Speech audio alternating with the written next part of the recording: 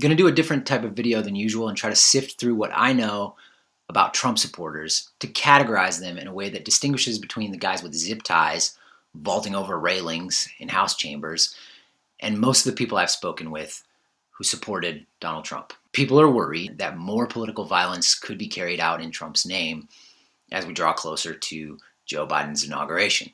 So tiering out his support seems like a useful exercise, and I've come up with 5 tiers. I'll list them from most extreme to least extreme. Here goes. Tier 1 is followers of Q. As most of you know, these people think Trump is the man standing in the gap between the people of Earth, the people of the United States, but also the people of Earth, and a global cabal of Satan-worshipping, cannibalistic pedophiles. We now know that this is a significant group of people. Here's one example, a woman I spoke to in Minnesota on election night, November 3rd. These are big, big enemies. The president is going against sex trafficking, pornography, pedophilia. These controlling factors control individuals, which control governments, which control money, and they control businesses and what happens in our society. So that's what the president is up against. This is big, deep. The swamp is big and deep, and it's bigger than he thought. You get a clear sense of what she's thinking from that little clip. Almost any means would justify the end of extending Trump's presidency because the stakes for her are that big. Moving to tier 2. These people think the deep state and American politicians are cancerous, irredeemable scum, and Trump is the only solution, or at least the only solution right now. They don't go in for the whole satanic pedophiles thing. Trump isn't quite the messianic figure he is in Q. But these folks do believe a spiritual battle is underway. They see a liberal left new order trying to take control of the country with the help of a corrupt and aggressive media, and they are enraged. Now, I didn't pin this next guy down as precisely being in this tier, but he's approximately there. And he never brought up pedophilia when I spoke with him, so I'm not going to put him with the Q followers. You're standing against a coup on a sitting United States president that's absolutely unacceptable. Unacceptable. And if you're sitting at home on your couch and you're watching from your living room and you're sitting around crying about what's going on and you're not prepared to shoulder a weapon and show up and support your president and not allow this to be stolen from him, don't cry to me and tell me about your patriotism. Get out and do something about it. Okay, that's tier number 2. Tier number 3 is the traditionalists.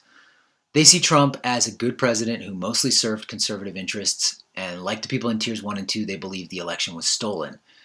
They're also horrified by the left, disappointed in Washington and the direction of the country, angry over what they consider cancel culture, and concerned that Democrats are going to infringe on gun rights. But they don't think, and this is crucial, that American politics are irredeemable. They prefer stability over chaos, and they are generally appalled by the mob rush on the Capitol in Trump's name last Wednesday, though they don't necessarily agree it was Trump's fault. Here's a guy who more or less fits this category of Trump supporter, which I think / hope is the biggest category. Hate's a strange thing, you know. Sometimes you hate the wrong person. Everybody's wanting a society where everybody gets the same thing. It's not going to happen in America. You get what you fight for. You get what you work for. They're trying to take our guns away in the Senate right now. They're trying to limit guns to 6 bullets. That's it. And that's BS. You know, we have the right to bear arms. There's men and women that's died for this country for them to have the right. And yet, there's also men and women died in this country for people that have opinions. And that's something we've gotten away from. No one's entitled to opinion anymore, unless it's the one that everybody else agrees with. And it's bullshit. Okay, tier number 4 is what I'll call conservative nose holders. They don't like Trump much at all, but they see politics as pragmatic and feel that Trump has delivered for them and their constituents, specifically on abortion and the Supreme Court. They share many of Tier 3's concerns. They're profoundly alienated from the left, angry at the media, and perhaps worried about election integrity, but they're not ready to claim it was stolen, and in some ways, they're even relieved that Trump was defeated in November, because they found him personally distasteful. I do know a few people who fit this bill, but I don't have a good clip of someone approximately in this tier. I suspect they don't go to a lot of rallies. Tier number 5 is what I'll call independents. They like Trump quite a bit because he's shaking things up, speaks his mind, and fights for what he thinks the country needs, but they're not all that conservative, and they don't think the election was stolen, and frankly, they're ready to move on. Here's a great example of a guy like that.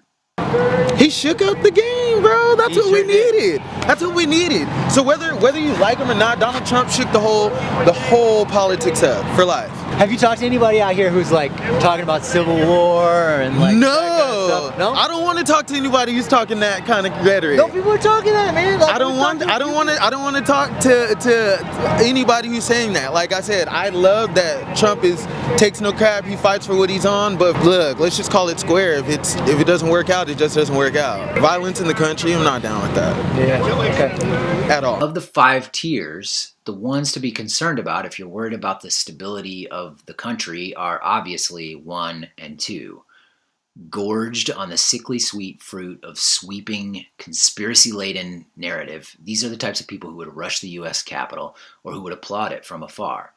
The question that most interests me is, how many of them are there? I suspect not that many, but I'm not sure.